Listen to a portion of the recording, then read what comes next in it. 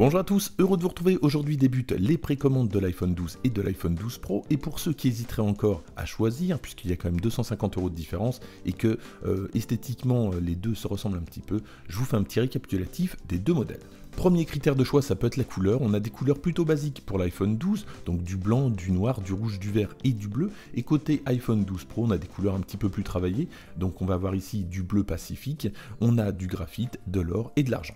Deuxième avantage, c'est le stockage. On commence à 128 pour un iPhone 12 Pro et seulement 64. Et c'est vrai que ça commence à devenir un petit peu limite pour les iPhone 12. Et puis après, on a des fonctions un petit peu plus professionnelles. Alors notamment le capteur LiDAR qui est disponible déjà sur l'iPad Pro de 2020 et qui va permettre justement d'améliorer tout ce qui est réalité augmentée. Alors pour le moment, il n'y a pas vraiment beaucoup d'applications qui fonctionnent avec ce capteur, donc c'est pas forcément très intéressant. Il y a l'application IKEA notamment. Et puis il semblerait que Snapchat l'utilise prochainement. On va voir ce que ça donne. Autre avantage à l'iPhone 12 Pro, c'est son téléobjectif que l'iPhone 12 n'a pas et une amplitude de zoom de 4x contre 2x pour l'iPhone 12. Côté Dolby Vision, alors là c'est encore plus professionnel, mais dans tous les cas, l'iPhone 12 ou l'iPhone 12 Pro ont le Dolby Vision, mais dans un cas ça enregistre au maximum à 60 images par seconde, et dans le cas de l'iPhone 12 c'est simplement 30 images par seconde.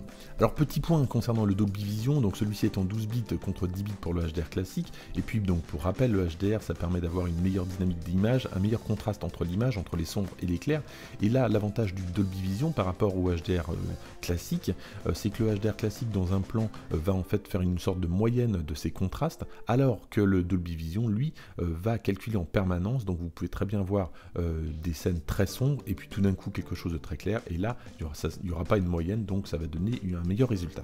Dans tous les cas, je pense pas que tout le monde s'en serve, et de passer de 60 à 30 images secondes, je pense que ça vaut vraiment pas le coup d'acheter un iPhone 12 Pro juste pour ça. Autre petite différence concernant la luminosité, alors en HDR on est à 1200 pour les deux modèles, par contre en standard on est à 800 pour l'iPhone 12 Pro et 625 pour le 12, sachant qu'on était déjà en 800 pour l'iPhone 11 Pro. Autre fonction unique pour l'iPhone 12 Pro, c'est l'Apple ProRAW. C'est un format d'Apple tout simplement qui permet d'extraire les données brutes des photos. Alors ce format pour l'instant n'est pas encore officiel, ça sera lancé dans quelques mois et c'est vraiment réservé aux professionnels. Je pense que la plupart des gens ne vont pas l'utiliser. Et à contrario, quelques fonctions uniques de l'iPhone 12 Pro que normalement tout le monde pourrait utiliser. La première, c'est le zoom numérique x10 contre x5 pour l'iPhone 12, la double stabilisation de l'optique et puis aussi le mode portrait en mode nuit, ça peut être pas mal. Et idem pour les améliorations vidéo, le zoom numérique passe à 6x contre 3 pour l'iPhone 12.